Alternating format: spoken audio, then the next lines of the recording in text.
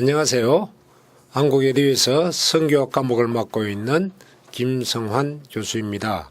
오늘은 성교학에 대한 특강을 하겠습니다. 특별히 십계명에 관한 이야기와 성교학이 무슨 관계가 있는가 의아하게 생각하는 분들이 많을 것 같은데 이 부분에 대해서 다시 한 번 더 생각해 보고자 합니다. 제가 여러분들에게 성교학 과제로서 십계명을 이제 읽으라고 그랬는데 일반적으로 여러분들이 읽은 책은 통상적인 이제 십계명의 개념을 읽으셨습니다. 물론 또 책을 보신 분들은 그렇지 않다는 것도 여기신 분들도 있습니다. 성교학과 십계명은 굉장한 밀접한 관계가 있습니다. 이유는 성교학이라는 것은 최첨단 신학이라고 보면 됩니다. 다시 말해서 가장 힘든 조건에서 가장 효율적으로 복음을 전하는 방법을 알아내는 것이기 때문입니다. 그것을 우리의 인간의 수단과 방법이 중요한가 그렇지 않으면 하나님의 말씀이 중요한가는 이 문제를 가지고 우리가 논해야 되기 때문에 십계명은 성경의 핵심이라고 이야기합니다. 다시 말해서 토라라고 할 때는 성경이라고 그러죠. 그 토라 중에 토라가 어디죠? 모세오경이죠. 이 모세오경에서 또 토라라고 하면 십계명을 이야기합니다. 그렇기 때문에 이 성경적 근거가 분명해야 우리가 말했던 원심성 선교, 구심성 선교, 하나님의 나라 이런 여러 가지 요소들을 어떻게 감당할 것인가를 가르쳐주고 있기 때문입니다. 이제 제가 쓴 십계명책 제1장을 봅니다. 8페이지입니다. 일반적으로 십계명 하면 율법 이렇게 생각해요. 법이다 그렇게 생각합니다. 그런데 법이 아니고 법은 어떻게 만들어지는가 하면 생활에서 만들어집니다. 생활에서 요거 필요하겠다. 요것이 있어야 사람들이 더 안전하게 살겠다. 그런 법을 만들게 돼요. 그래서 옛날에는 법이 적다가 죄가 많아지기 시작하면서 법이 많아지게 돼서 이제는 발전한 나라일수록 죄가 많고 죄가 많은 나라일수록 법이 많아집니다. 다시 말해서 삶에서 출발한다는 이야기입니다. 그래서 창세기를 가만히 보면 이 창세기는 첫 번째로 그 기록 시기를 우리가 생각해 볼 필요가 있습니다. 어떤 사람은 천지 창조 후에 만들지 않았습니까? 기록하지 않았습니까? 하는 이야기를 하는데 이거는 모세가 쓴 겁니다. 그러니까 출애굽 시기니까 한참 후죠. 이 한참 후에 이스라엘 백성이 출애굽할 때에 모세오경을 쓰게 됩니다. 다시 말해서 모세가 죽기 직전까지 120살 되기 직전까지 다 썼으니까 창세기, 출애굽기, 레위기, 민수기, 신명기 중에 무엇을 먼저 썼을까? 이제 학자들마다 논란이 많습니다. 어떤 학자는 레위기를 썼다는 사람이 있습니다. 그러나 저는 거기에 동의할 수 없습니다. 이유는 하나님께서 이스라엘 백성을 출애굽시키려고 그러면 이스라엘 백성들의 동의가 필요해요. 예, 맞습니다. 네, 따라가겠습니다. 하는 동의가 있어야 되는데 그 동의를 받아내야 됩니다. 하나님이 무조건 물건 끄집어내시 그렇게 끌고 가시는 하나님이 아니기 때문에 그러다 보니까 자동적으로 내가 하나님이라는 사실을 가르쳐 줘야 됩니다. 여호와 하나님이라는 사실을 가르쳐 주려다 보니까 누가 등장해야 됩니까? 아담과 하와가 등장하고 셋이 등장하고 노아도 등장하고 바벨탑도 등장하고 그 가운데서 너희들이 믿는 아브람 조상이 등장해야 되고 이삭, 야곱, 요셉이 계속 등장하는데 보니까 참 좋은 인간처럼 보였지만 마누라 팔아먹는 나쁜 인간들이었더라고요. 그럼에도 불구하고 나는 너희를 사랑했고 너희들을 애굽 땅 같이 오게 했고 이제는 내가 너희들을 데리고 가나안 땅으로 가겠다 그 이야기거든요. 그러니까 자연스럽게 어떻게 해야 되죠? 우리 하나님은 우리를 사랑하셨던 분이구나. 그렇게 인식해야만 그다음 따라 나오게 됩니다. 그래서 창세기의 메시지를 보면 어떤 내용들이 있는가 하면 사람들이 범죄하니까 죽더라. 그래서 창세기의 기록은 범죄의 시작이라고 그러죠. 뿐만 아니라 죽었는데 왜 살아날까? 분명히 죄로 죽었지만은 하나님의 사랑 때문에 살아날지 죄로 인해서 살아나는 사람은 없습니다. 다시 말해서 죄인이지만 살더라. 그래서 야 우리 하나님 너무 좋다. 특별히 야곱 보니까 정말 사기꾼 같은 야곱인데도 하나님은 살려주시더라. 그런데 왜 살렸을까?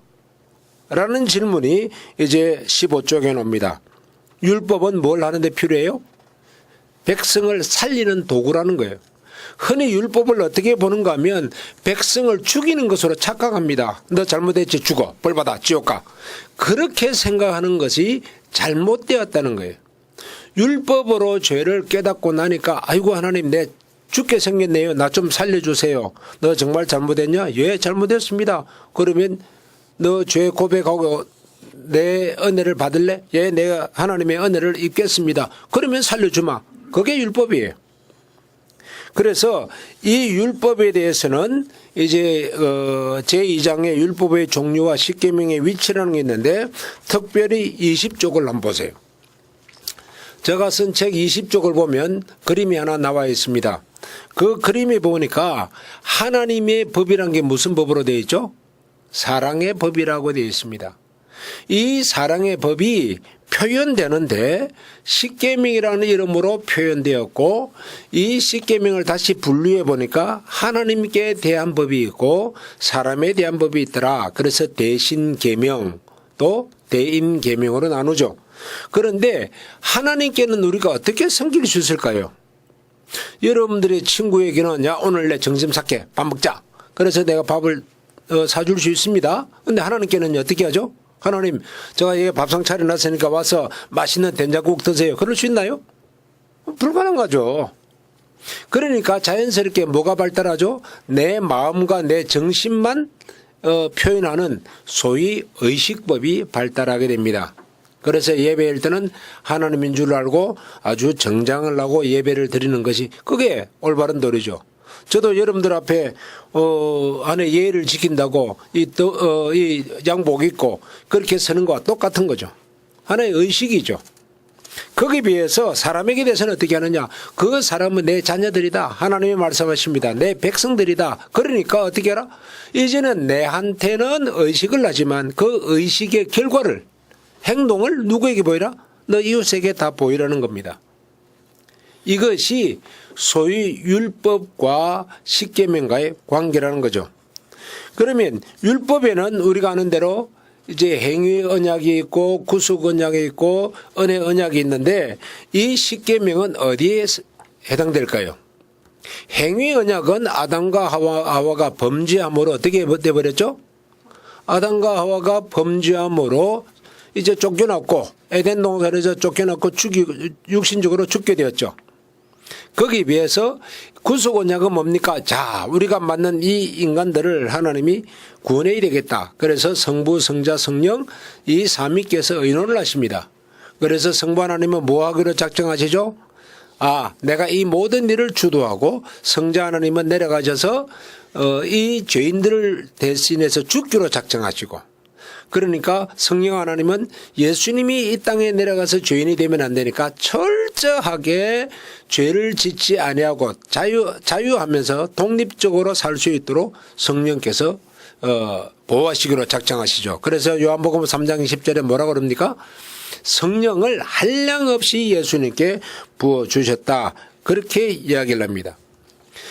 그것이 종합적으로 표현된 그림이 있는데 여러분들 책 26쪽을 보세요. 여러분들 책 26쪽에 보면 율법의 기능이 나와 있어요. 흔히들 여러분들이 아마 강의를 듣거나 할 때에 율법의 기능을 뭐로 보느냐? 한 가지 기능만 보죠. 뭐로 봅니까? 몽학 선생 기능으로 봅니다. 그런데 실제로 몽학 선생의 기능만 있는 거 아니에요. 이제 그 도표를 그려보겠습니다.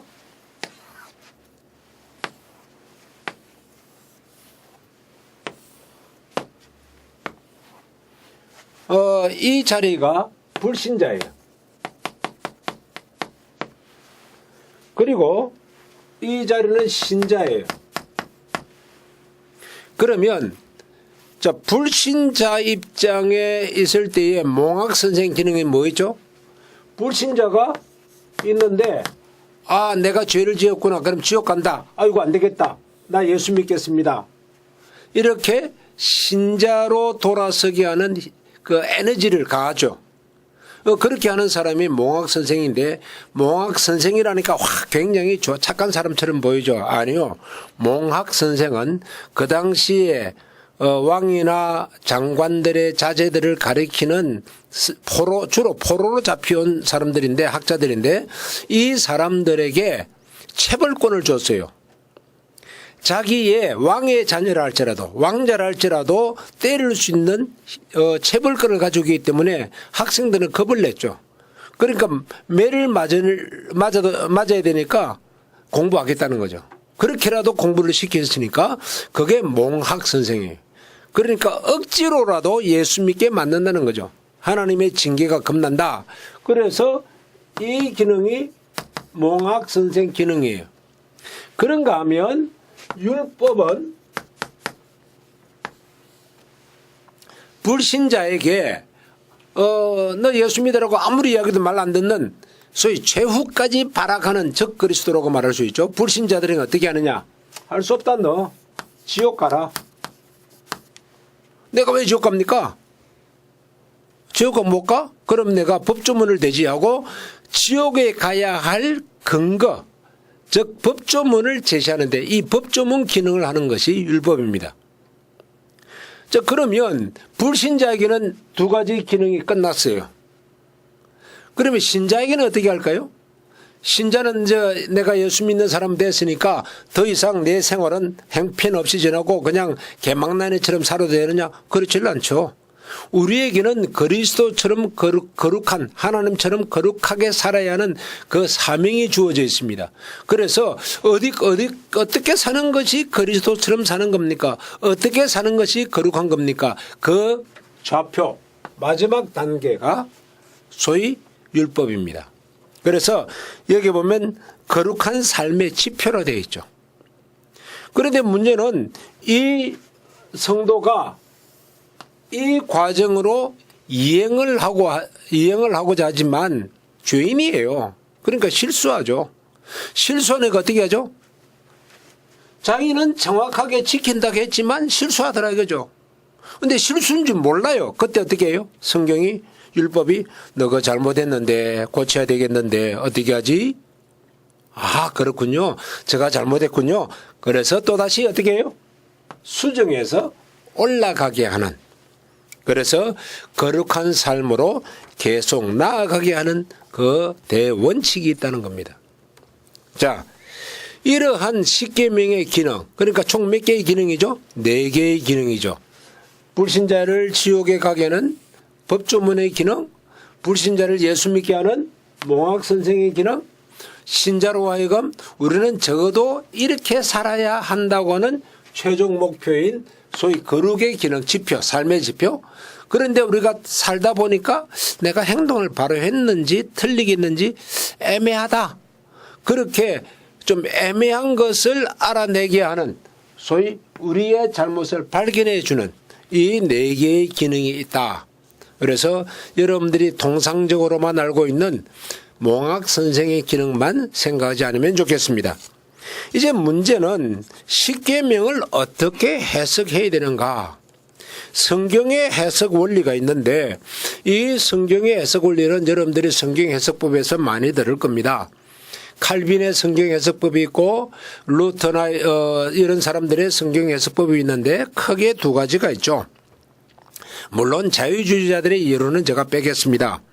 이 해석법에 보면 첫 번째는 칼빈의 경우에는 성경이 말한 데까지만 해석하자. 성경이 언급하지 않았으면 나도 모릅니다.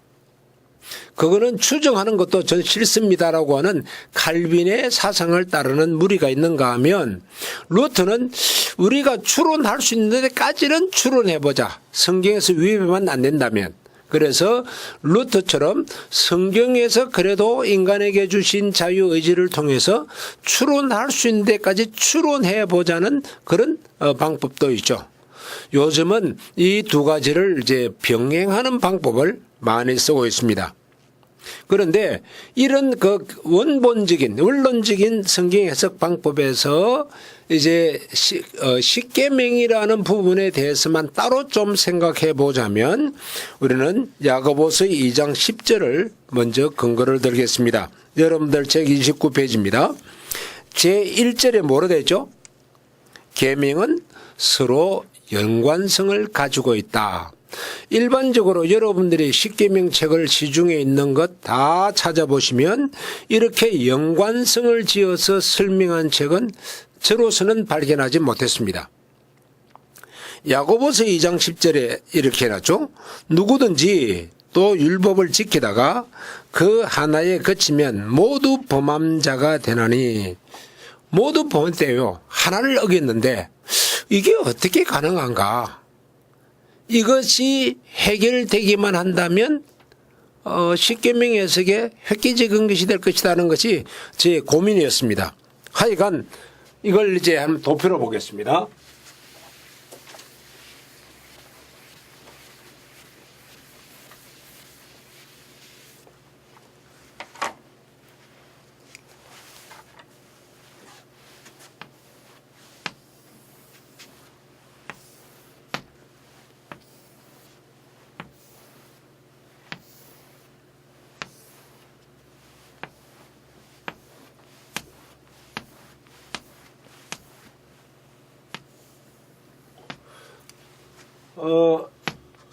사 5계명, 6계명, 7, 8, 9, 10계명 1, 2, 3, 4계명 이제 원칙적으로는 10가지 다 해야 되는데 이 서로가 어떻게 된다는 거예요? 다 겹친다는 거예요. 요거 하나 어기면 이 전체를 다 어기는 거예요. 거꾸로 6계명을 만약에 하나 어겼다 그러면 전체가 다 어겨지는 거예요. 그렇기 때문에 10계명은 10개 중에 하나를 지키고 9개는 어겼다든지 9개는 다 지키고 하나만 어겼다는 이런 말 자체가 불가능하다라는 이야기예요. 그것을 여러분들 31쪽에 제가 표로 내놨습니다. 한번 보세요. 제1계명은 무엇을 말하고 싶은가? 제1계명이 말하고 싶은 것은 하나님의 유일성입니다. 하나님이 두 분 계시지 않잖아요. 그러면 하나님의 유일성이 그럼 하나님에게만 있을까요? 아니요. 하나님의 속성을 우리 사람에게 다 주셨어요. 물론 하나님은 그 속성이 무한하지만 인간에게는 유한하게 제한되도록 주셨다는 그 말이에요. 자, 그러면 하나님의 유일성이 우리에게는 어떻게 나타났습니까? 자, 부모는 몇 분이에요? 유일해요. 부모는 우리가 아버지, 어머니 두 분처럼 생각하지만 그 자체가 하나의 한 몸이에요.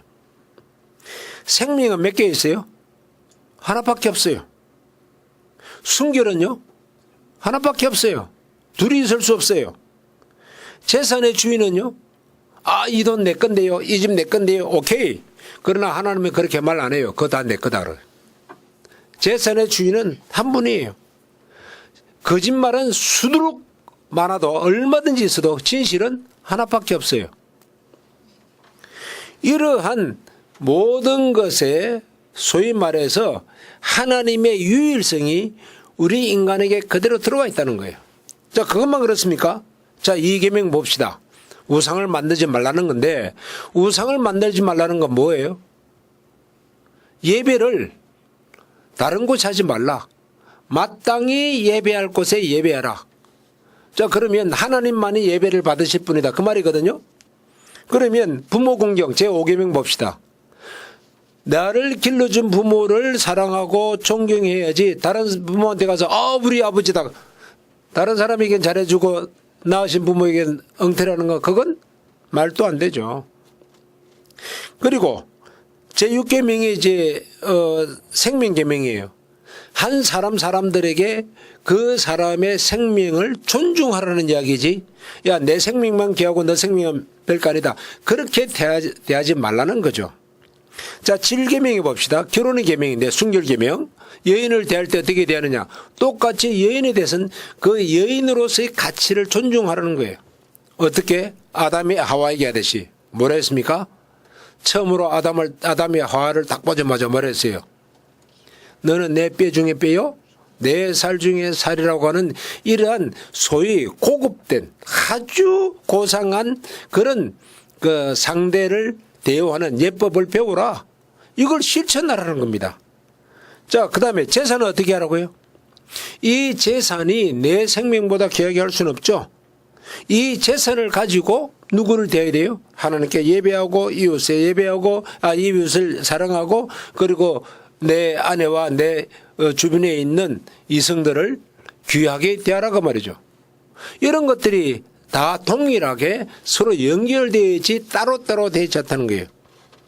제3계명과 제4계명이 똑같아요. 제가 이렇게 책에 써놨으니까 보시기 바랍니다. 그 다음에 이제 제2절 31페이지 제2절 보면 굉장히 중요한 것이 나옵니다. 하나님의 계시는 영육을 이론적으로 보게 한다. 즉 이원론으로 공부하지 말라는 겁니다. 이론적으로 보게 한다는 말은 뭔가 하면 우리는 자꾸만 그 서양 문화가 과학의 문화가 들어오면서 물질과 영계가 구분되는 것을 공부를 했습니다. 이거는 이젠 워낙 보편화된 사상입니다. 하지만은 성경에서는 영혼과 육신을 분리시키지는 않습니다. 영혼과 육신을 분리시키는 것이 아니라 함께 가는 것입니다. 그래서 우리가 죽은 후에 어떻게 되죠? 너희들은 죄인들이니까 시체가 돼서 다 흙으로 돌아가고 끝! 더 이상 천국에 못 온다 그랬습니까? 아니요. 마지막 날에 다 우리 육체가 변화하여 썩지 아니할 것으로 올라간다 그래요. 다시 말해서 영혼과 육체를 하나님은 다 귀하게 여기시기인데 영혼은 내가 구원받았으니까 죄지면 내지만 육신은 죄지도 된다고 하는 잘못된 사고가 이 땅에 팽배해 있습니다. 이것이 마치 기독교인 양 퍼뜨리고 다니는 것들이 있습니다. 그것이 아니라는 거예요. 그래서 여러분들 아브라함이 육신적으로도 복을 받고 영적으로도 복을 받는 장면을 볼 수 있습니다. 여기서 조심할 게 하나 있는데 그러면 우리가 영적으로 복을 받으면 육신적으로 무조건 다 좋아지느냐? 아니요. 자기가 가지고 있는 역량만큼이에요. 육신의 경우에는. 내가 공부를 안 하고 내가 노력을 안 했는데 내 재산이 그냥 엄청난 재산을 가질 수 있다. 그건 착각이죠. 노력한 만큼 그래서 성경엔 땀을 흘린 만큼 뿌린 대로 이러한 표현들이 많이 나와 있다는 것입니다. 그래서 역시 그 부분에 대해서도 32쪽과 33쪽에서 분명하게 그림으로 표시했습니다. 그러면서 성경 말씀 요한일서 4장 20절을 기록했는데 33페이지 볼까요?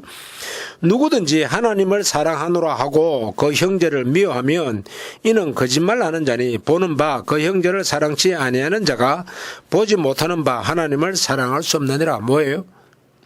영육에 소위 구분이 불가능하다. 그것을 말씀하고 있는 것입니다. 이제 세 번째 중요한 내용이 나오는데 완성의 원리예요. 흔히들 뭐라고 그런가 하면 율법은 이 시대에 필요가 없다. 이제 이렇게 말하는 게 소위 요즘 문제가 되는 구원의 중생교리만을 강조하고 더 이상은 말하지 않는 파들이 있죠. 이런 것들이 문제죠. 아니 율법이 필요 없다는 것은 사실은 비성경적입니다. 우리는 마태복음 5장 17절을 볼 수 있습니다. 내가 율법이나 선지자나 폐하러 온 줄로 생각지 말라. 폐하러 온 것이 아니요 완전케 함이로다 그랬습니다. 실제로 이렇게 완전하게 되는 것이 율법이라면 이 율법은 우리에게 꼭 필요한 거다 말이죠. 이 율법을 통해서 하나님의 사랑이 완전해지는 겁니다. 그런데 이렇게 완전해지는 방법이 어떻게 있을까? 어떻게 찾을 수 있을까? 이게 찾지 못했어요. 제가 신학교 때에 조직신학 교수님이 수업 시간에 들어오셔가지고 제4절 하나님의 속성으로 해결해야 한다. 이제 그 강의를 하시는데 하나님은 사랑이십니다. 맞죠? 하나님은 공이십니다. 맞죠? 그런데 하나님은 사랑이다를 어떻게 공의로 표현할까? 그림을 그려보니까 사랑만 그려보면 어떻게 해요? 여러분들 36쪽 보니까 공의가 없죠. 공의만 그리고 나면 사랑이 없어요. 그래서 반은 사랑이고 반은 공의입니다. 그러면 불완전한 사랑이고 불완전한 공의가 돼요. 그래서 그 교수님이 나중에 뭐라는지 아세요? 나도 몰라! 그러고 끝냈어요. 저는 그게 굉장히 인상적이었습니다. 그런데 분명히 하나님의 말씀은 이 땅에서 이해할 수 있도록 하나님이 어딘가 숨겨 놓았을 것이다라고 항상 생각하고 그건 제가 성경을 연구하는 하나의 방법으로 삼고 있습니다. 그런데 리트머스 시험지에 대한 공부를 했던 것을 기억해냈습니다. 청색의 리트머스 시험지는 산성을 만나면 붉은색 리트머스 시험지가 되는데 문제는 성질은 하나도 안 바뀌고 색깔만 바뀐 거예요. 그렇다면 하나님의 공의는 사랑을 만나면 어떻게 될까요? 선을 만나면 사랑이 돼요. 그런데 하나님의 사랑이 죄를 만나면 어떻게 되죠? 공의로 바뀌는 거예요. 다시 말해서 하나도 변질된 건 없어요.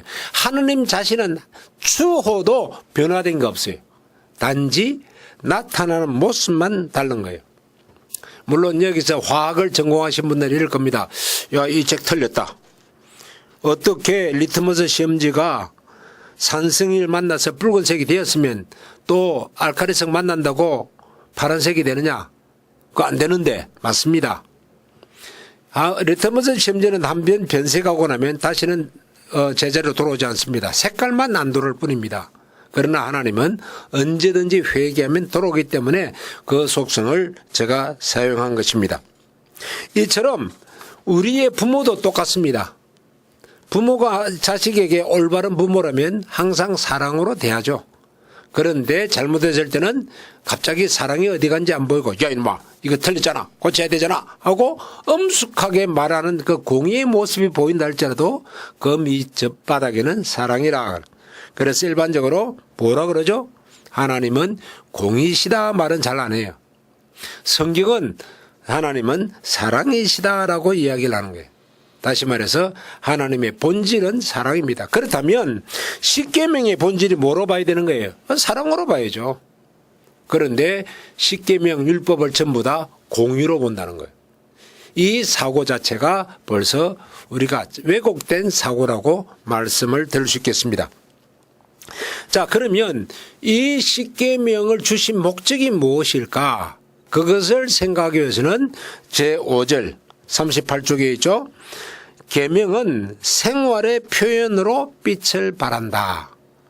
계명은 반드시 우리의 삶에서 생활로 나타나야 한다. 그 말이에요. 폐기됐다는 것이 왜 우리의 삶에서 나타나야 된다고 하느냐? 이것이 우리에게 이제 딜레마죠.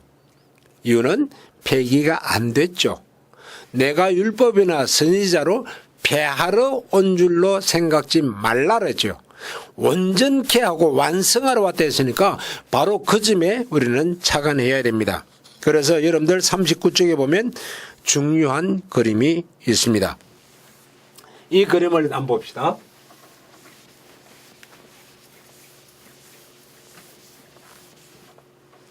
이 그림을 보면 사랑의 계명이에요. 책이 없는 그림을 조금 더 추가합니다. 사랑의 계명이 무엇으로 표현됐죠? 아까 보니까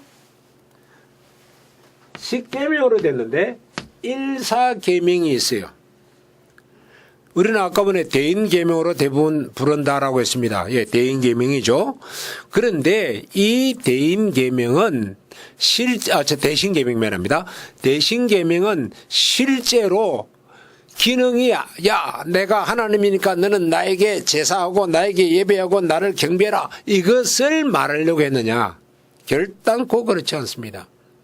하나님은 철저하게 사랑의 하나님이기 때문에 인간에게 하나님의 복을 받고 살 수 있는 방법을 제시하려고 1,4계명을 주었습니다. 1계명부터 4번 계명을 주셨다는 거죠.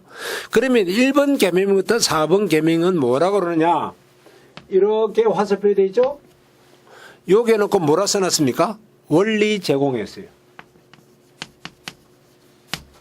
우리가 이 땅에서 어떻게 살아야 하는가 그 원리를 제공하는 거예요. 예를 들어서 강도들은 어떻게 물건을 잘 훔칠까 강도질할까 그 원리를 가르쳐요. 그래서 사람을 처음 만나면 너는 어떤 식으로 해서 그 사람을 겁먹게 해서 그 다음에 가진 거 다 내놓게 만들어라. 뭐 그게 이제 그들이 가르치는 원리죠. 그런데 기독교는 어떻게 해요? 하나님은 사람을 만나면 사랑으로 품어주라. 이게 원리잖아요. 그래서 삶의 원리가 어디에 나와 있는가? 1계명부터 4계명을 연구하면 우리가 이 땅에서 살아갈 수 있는 원리가 나와요. 그 원리를 어디에 담아라 했나요? 그 1계명부터 4계명까지의 원리를 5계명부터 10계명에 담아서 실천하라고요. 사실은 저 책의 핵심입니다. 이 부분이. 5계명부터 10계명까지의 그 삶의 방식을 1계명부터 4계명에 있는 내용을 담아라는 거예요. 그것을 실천하라는 거예요. 자, 여러분들 제사 지내는 사람들 보면 상을 차려놓고 뭐 홍동 붉은 거는 동쪽이고 흰 거는 서쪽이고 그리고 아버지가 드시는 게 뭐가 있고 수저는 어떻게 늘어놔야 되고 그리고 절을 몇 번 해야 되고 딱 형식을 만들어 줬어요. 그 형식이 어디서 나왔나요? 그들이 말하는 정신에서 나온 거예요. 이게 1,4계명의 정신이에요. 그리고 실천하는 것은 50계명이에요. 그런데 실제로 이렇게 하나님의 방법대로 만일에 우리가 산다면 어떤 현상이 일어납니까? 반드시 무엇을 바라게 됐어요? 빛을 바라게 됐어요. 자, 이 빛을 바라는데 이 빛을 바라게 하는 내용이 뭐로 표현되어 있습니까? 성경에서는 하나님께 대해서는 의식법이 있고 사람에게 대해서는 이걸 시민법이라고 그래요. 혹은 사람들끼리 이야기하고 있는 그런 우리가 어떻게 사회에서 살아갈 것인가 그 시민사회에서 살아가는 법을 이야기하고 있는데 이대로만 살아준다면 이 빛이 나와서 누구에게 비치죠? 이 빛이 나와서 누구에게 비친다고 그랬어요? 안 믿는 사람들이 이방인이라고 그랬어요. 이방인들이 보고 와 저거는 정말 잘한다. 저거는 정말 착한 일이다. 라고 이야기해요. 그 이유는 뭘까요? 자기들이 못하니까. 그들이 할 수 없는 건데 어떻게 기독교인들은 저렇게 할 수 있냐? 참 대단하다. 라는 이야기예요. 그러니까 자동적으로 저것들이 누구야? 저것들이 예수 믿는 사람들이래. 저것들이 하나님을 믿는 사람이래. 야, 그러면 하나님 참 좋으신 분이네. 하고 자동적으로 뭘 하게 됐어요? 하나님께 영광을 돌리게 되어 있다고 말해요. 하나님께 영광을 돌리는 이것이 십계명이 가지고 있는 중요한 내용이에요. 자, 그 다음에 이제 6번째가 제유법인데 굉장히 어려운 단어입니다. 굉장히 어려운 이야기지만 쉽게 생각할 수 있는데 제유법이란 것은 말을 적게 하고도 표현할 수 있는 것은 다 표현하는 법 그런 뜻이에요. 성경에는 희한하다. 왜 성경 율법을 보면 하지 말라는 말이 그리 많냐. 또 하라는 말이 또 있냐. 근데 이렇게 말을 하니까 하나님은 부정적인 하나님이다라고 말하는 사람들도 있습니다. 과연 그럴까요? 우리 42쪽을 보십시다. 42쪽에 보면 하지 말라고 한 이유를 하나 예를 들어놨습니다. 비늘 없는 어류는 먹지 말라 그랬어요. 그러면 비늘 있는 거는 물고기밖에 없어요. 비늘 없는 건 뭐 있죠? 뭐 오징어류, 각각류라 그러죠.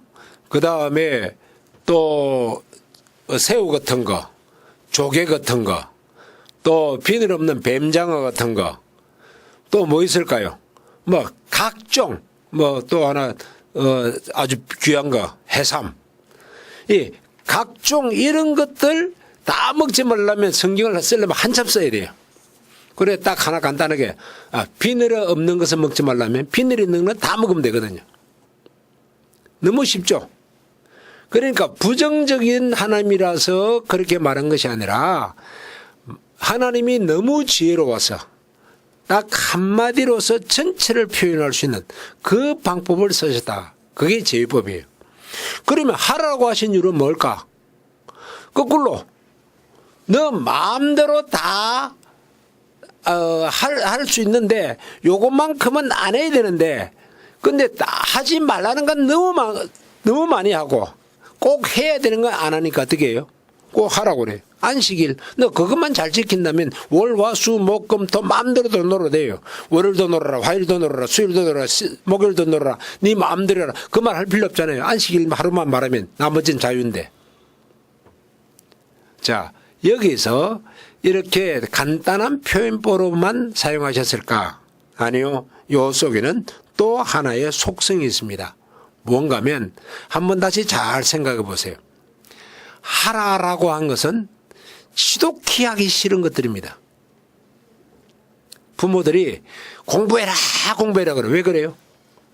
그것만 하면 넌 놀러가도 되고 수영해도 되고 잠자도 되고 친구 만나도 되고 다 허락이에요. 근데 그것만 안 해요. 인간이 그것만 안 하는 거예요. 하나님만 안 섬기고 예배만 안 드리려는 거예요. 나머지는 다 잘해요.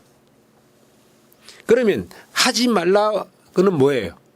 그건 또 죄악을 짓는 건데 그 죄 짓는 건 너무너무 좋아해가지고 그거는 꼭 굳이 하려고 그래요. 그러니까 그거는 하지 말라는 거예요.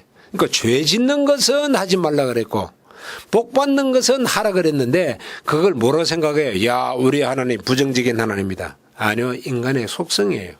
내 모습이라는 거예요. 마지막으로 우리가 아무리 공부 잘하고 아무리 똑똑하다 할지라도 다 필요 없어요. 성령의 인도를 꼭 받아야 됩니다. 내 지식에 의존하다 보면 실수하게 되어 있기 때문입니다. 그래서 마지막으로는 성도의 조명 이것을 써놨습니다. 이제 그러면 제5장으로 넘어가겠는데 45페이지를 넘어갑니다. 제5장에서 십계명과 성경에서 말하는 이웃사랑, 하나님 사랑하고는 어떻게 관계를 맺습니까? 하는 질문입니다. 이것 때문에 흔히들 뭐라는가 하면 구약과 신약은 다르다. 구약은 율법을 중심에 했고 신약은 사랑을 중심으로 한 은혜의 시대다. 율법의 시대, 은혜의 시대 이렇게 나눕니다. 사실 이렇게 나누게 된 동기가 있는데 그건 세대주의의 영향이 큽니다. 이 세대주의의 영향을 받았는데 사실 다시 한 번 더 따져보면 그렇지 않습니다. 다시 한 번 더 보겠습니다. 45쪽의 그림을 보십시다. 45쪽의 그림 보면 구약에서 하나님을 사랑할 것과 사람을 사랑할 것을 이야기했습니다. 신명기 10장 12절은 하나님의 사랑, 레위기 19장 18절은 사람을 사랑하라고 그랬습니다. 그랬더니 어떻게 해요? 그렇게 물어요. 결혼하신 분들 중에 서로 사랑하는 것을 배우지 못해가지고 남편을 어떻게 사랑해 줘야 될지 몰라가지고 헤맬 때가 있습니다. 남편은 꽃을 좋아하는데 여보 오늘 식사하러 갑시다. 그러면 외식은 싫고 꽃은 좋은데 꽃은 안 사주고 외식하러 가자면 어떻게 해요? 그건 사랑할 줄 모르는 거죠. 그래서 사랑의 기술이라는 것 책이 나와 있습니다. 굉장히 좋은 책입니다. 사랑의 기술 5가지인가 나와 있는데 어떤 사람은 선물을 좋아하고 어떤 사람은 책을 좋아하고 어떤 사람은 스킨십을 좋아하고 어떤 사람은 꽃을 좋아하고 뭐 그런 여러 가지가 분류되어 있습니다. 자, 하나님을 사랑하고 사람을 사랑하는 방법을 가르쳐 주세요. 이제 질문했어요. 그러니까 오케이 가르쳐 줄게 하고 가르쳐 준 것이 뭐로 나와 있어요? 십계명이에요. 하나님 10계명 갖고 이해가 안 됩니다. 구체적으로 좀 더 구체적으로 설명해 주세요. 오케이. 그럼 또 설명해 주지 하고 나온 것이 뭐예요? 규례와 율례라는 거예요. 구체적으로 했죠. 남의 밭에 들어가서 절대로 이삭을 따먹더라도 너가 배고픈 정도만 따먹지 그 이상은 해서는 안 된다. 너 소가 너 남의 밭에 들어가서 먹으면 변상을 하라. 이런 여러 가지 구체적으로 설명을 했어요. 자, 이 얘기는 특별히 두 가지가 나오는데 하나는 국가법과 하나는 의식법이 있다 그랬죠. 그런데 여기 이게 뭘까요? 이 줄이 몇 개가 있는가 하면 11개예요. 11개가 있는데 그 줄마다 이런 열매들이 있어요. 이 열매들은 뭐가 말하는 거면 실질적으로 구체적 행동을 이야기한 거예요. 예를 들어서 5계명을 이야기한다고 합시다. 5계명에 어떤 열매가 있어요. 이게 5계명이라 합시다. 5계명에 열매가 있는데 이 열매 보니까 너는 샘머리 앞에 일어서라. 그래. 요즘은 샘머리 앞에 일어섭니까? 머리가 허여신 분이 있어도 아이고 나 피곤합니다. 잡니다. 당신 딴 데 가 앉으세요. 공경의 의미가 없죠. 물론 지하철 일어서란 말보다는 공경하라는 의미죠. 그러니까 구체적으로 내 어미와 내 아비를 노엽게 하지 말라. 어미와 아비가 섭섭하게 만들지 말란 말이에요. 그런 것들이 구체적으로 성경에서 기록한 것인데 요 구체적 내용을 이스라엘 백성들은 굉장히 귀중하게 여기고 잘 지키려고 하죠. 그래서 실제로 지키려고 무진무진 노력하다 보니까 나중에는 자 하나님께 헌금을 해야 되는데 헌금하기 싫고 또 아버지한테 잘 공경하려니까 공경하기 싫고 막 고민하다가 어느 것이 더 싫은가. 아버지 이제 치매까지 걸렸는데 내가 왜 모셔 안 모셔. 그런데 너 돈 있잖아. 돈 있으면 영론에도 가서 모시고 가야 되는데 왜 안 해. 그러니까 아예 이거 그냥 다른 데 써버렸어요. 그러면서 고르반 하나님께 나 드렸으니까 나는 이제 돈 없어. 그러니까 내 부모 못 모셔. 그런 식으로 도피 행각을 벌인다고. 그건 안 된다. 그래서 너희들이 하는 행동이 무엇이 없다? 사랑이 없다. 그래서 예수님은 다시 이 프리즘을 통과시키지 않고 이젠 볼록 렌즈를 해서 빛을 모아봤어요. 그리스도의 법, 성령의 법으로 모아보니까 뭐가 나왔어요? 하나님을 사랑하는 것과 사람을 사랑하라. 이렇게 선지자와 율법에 뭐라고 그랬어요? 대강령이라 모든 중심이다 그 말이에요. 그런데 여기서 조심할 게 하나 있습니다. 아주 조심해야 되는데 요즘 신학 논쟁에 들어가는 부분입니다만은 여러분들 그림을 보면 아마 특별히 이렇게 이것이 굵게 되어 있을 거예요. 선이. 요 선이 왜 굵게 되어 있을까요? 요거는 딴 데 있는 것이 아니라 바로 내가 하는 행동이 이 열매의 이 행동이 하나님도 만족시켜야 되고 사람도 만족시켜야 된다는 이야기예요. 흔히 보수주의자라는 사람들은 뭐라 합니까? 하나님께 다 했으니까 부모님 좀 못 마셔도 괜찮고 좀 뭐 형제들 좀 생각 안 해줘도 괜찮다. 그것도 틀린 거예요. 지금 이런 문제가 교회에 많이 차 있죠. 아니요. 하나님도 만족시켜야 되고 누구도 만족해야 돼요? 사람도 만족해요. 이 두 선을 가라는 거예요. 그래서 이게 쉬운 게 아니에요. 그래서 성경을 공부를 제대로 해야 된다는 이야기하는 것입니다.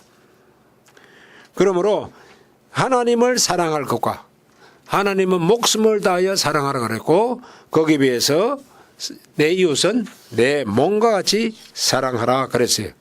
그것을 분명하게 마태복음 22장 35절부터 37절까지 뭐라 했습니까? 46페이지 있습니다. 한 율법사가 예수님을 시험하여 물었습니다. 그때에 예수님의 대답이 뭐랬습니까? 내 마음을 다하고 내 목숨을 다하고 뜻을 다하여 주 너희 하나님을 사랑하라 하셨으니 이것이 크고 첫째 되는 계명이요 둘째는 첫째와 같으니라고 했어요. 차등을 둔 것이 아니란 말이에요. 그와 같으니 내 이웃을 내 몸과 같이 사랑하라. 이 두 계명이 율법과 선지자의 뭐라 했어요? 본래의 뜻이다. 강령이라 말은 본래의 뜻이다라고 그렇게 말씀한 것입니다. 그러므로 우리가 이 십계명을 가벼이 여길 것이 아니라 굉장히 중요하게 여겨야 된다는 것을 알 수 있습니다. 감사합니다. 오늘 여러분들 이 시간 1강의 들으신다고 수고하셨습니다. 또 다음 시간에 제 두 번째 강의 들어가겠습니다. 감사합니다.